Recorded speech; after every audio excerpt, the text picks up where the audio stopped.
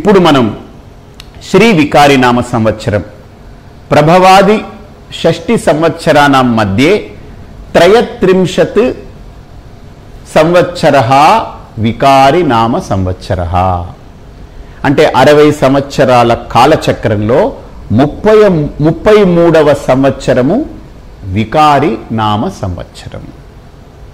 అంటే మన 60 సంవత్సరాలు ప్రభవ విభవ ఇటువంటి నామ సంవత్సరాలు ఏవైతే గడిచిపోయాయో గడిచిన 32వ సంవత్సరం విళంబి నామ సంవత్సరం అది పూర్తి చేసి మనం ఇప్పుడు వికారి నామ సంవత్సరానికి వచ్చాం. ఈ 33వ సంవత్సరంలో అడుగు పెట్టాం. అంటే మనకు కాలచక్రానికి ఇప్పుడు 33 ఏళ్ళు అయింది. ఇప్పుడు మీకు 90 ఏళ్ళు అయి ఉండొచ్చు, కానీ కాలచక్రానికి ఇది 33 ఏళ్ళు అనమాట.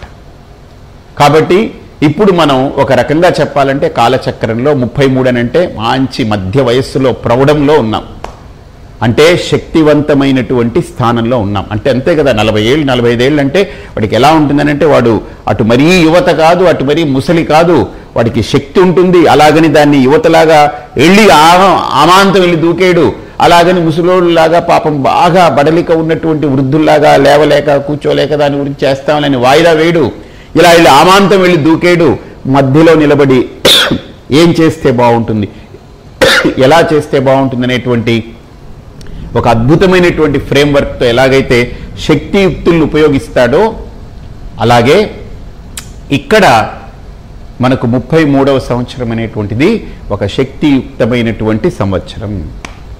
ఈ సంవత్సరంలో వికారి అని ఎందుకన్నామనంటే మనకు వికార్యాధిపతి చంద్రః.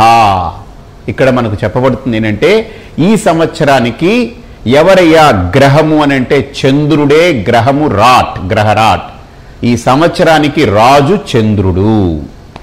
అంతేకాదు అధిష్టాన దేవత చంద్రుడికి ఎవరు అధిష్టాన దేవత అనంటే అప్సుమే సోమో అబ్రవీదంతర్ విశ్వాని భేషజా అగ్నించ విశ్వశంభువమాపశ్చ విశ్వభేషజీ గౌరీమిమాయ సలిలాని తక్షత్యేకపది ద్విపదీ సా చతుష్పదీ అష్టాపదీ నవపదీ బభూవుషి సహస్రా అక్షరా పరమే వ్యోమన్ అధిదేవత ప్రత్యధిదేవత సహిత చంద్రగ్రహాయ నమః.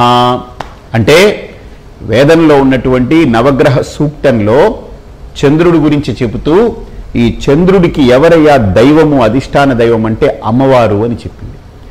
ఈ సంవత్సరం అమ్మవారిని మనస్ఫూర్తిగా ఆరాధించేటువంటి వాళ్ళకి ఈ వికారి నామ సంవత్సరం ఫస్ట్ లేయర్లో అమ్మవారి అనుగ్రహము వారి యందు పరిపూర్ణంగా ఉంటుంది.